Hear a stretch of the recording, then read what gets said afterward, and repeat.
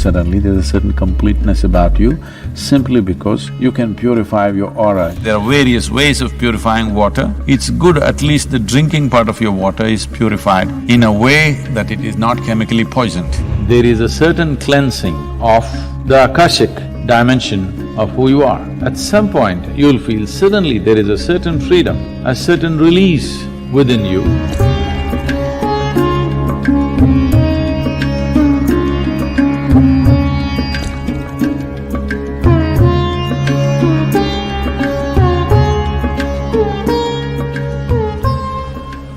For cleansing of the aura, an ocean breeze or on top of a mountain peak is the best always. Because it is coming with least amount of turbulence. It's coming on a flat surface without any choppiness to it. When I say choppiness to it, if you see a boat going in the water, it leaves a wake. Initially you can see it, after some time you cannot see it, but if you go with another boat, cross it, it gets thrown around because the wake is still there. So if the air is moving on the land surface, particularly in cities and wherever where there are many, all kinds of obstructions, the amount of wake it's creating is quite big. Instead of calling it a wake, let's say, the amount of turbulence it's creating is quite big. That air doesn't help much. But you just go sit there on the beach, let's say it's breezy, steadily breezy one day, not cyclonic. You sit there and suddenly you come home and you feel like, what's this life all about? It's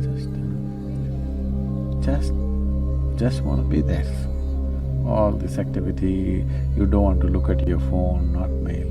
Suddenly there's a certain completeness about you simply because you can purify your aura, you can air clean yourself.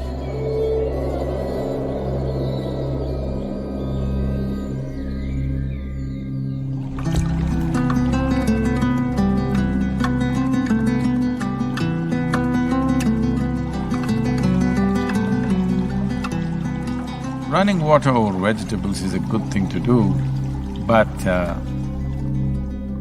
you're running chemically contaminated water. When I say chemically contaminated, I'm talking about chlorine that you're putting into it.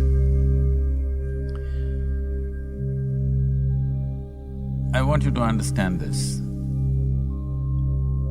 The nature of life on this planet is such. What works as a poison to one creature also works as a poison to another creature, maybe not to the same extent. What kills a bacteria also kills you in some way, because 52% of your body is bacteria. It also kills you in a certain way. Maybe you won't fall dead, but kills you. So if you can kill a bacteria with something, in some way you kill a part of yourself too, but you have taken to that choice because of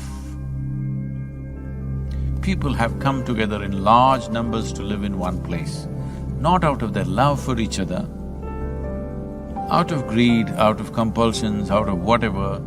So once people concentrate like this, then contamination happens on various levels.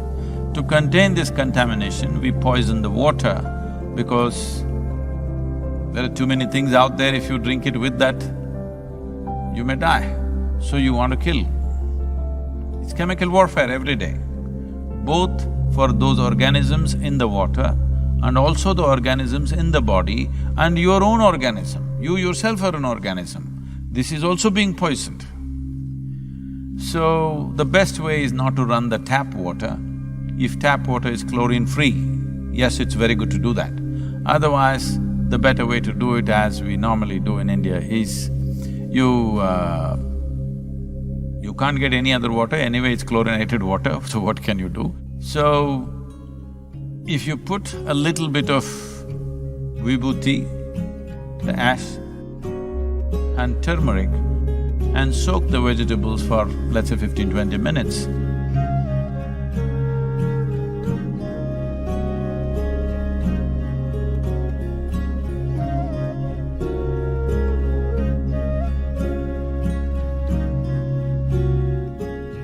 has much better impact rather than running it with chlorinated water.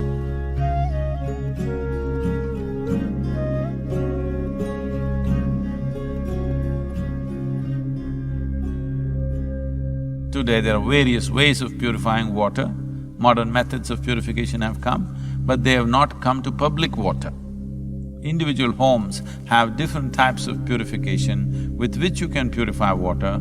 It's good at least the drinking part of your water is purified in a way that it is not chemically poisoned. So instead of running water, you can put turmeric and sacred ash in it. If you don't have sacred ash, you can just put turmeric in it, and little salt and turmeric will do the job for you. Or you can put some neem. You can have some amount of neem leaf in your house. Every day you can use the same water. That is the beauty about neem. If you have a bucket where the bottom is full of neem leaves, every day you can put your vegetables into the same thing and pick out your vegetables and keep the water closed.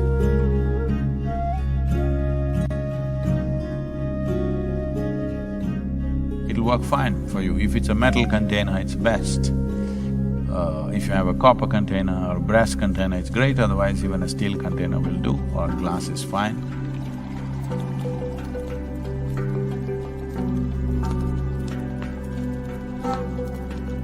Using fire as a way of cleansing your system is a very powerful system.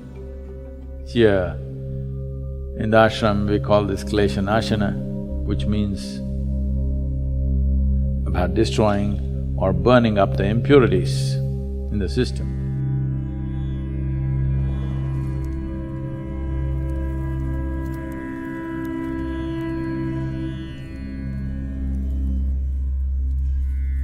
Because when you look at the human form, the outermost aspect of your body is akash. Somewhere between 12 to 18 inches of akash is there around almost everybody. This is an essential ingredient of the making of this form. Purification of the body is important in the sense you can purify it. Just a simple bath or a shower that you take is one form of purification. You just want to wash the surface of the skin. And if you pay attention, especially if you are showering with cold or cool water, you will see a shower is not just about cleansing the skin or washing whatever dirt or impurities that may be on your skin. But it rejuvenates you and cleanses you of many things.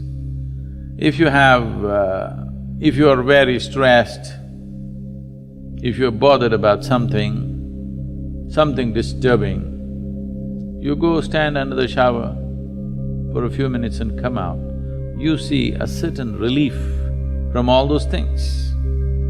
This is not just because of cool water flowing over your body and calming your nerves or whatever, that also is happening, of course.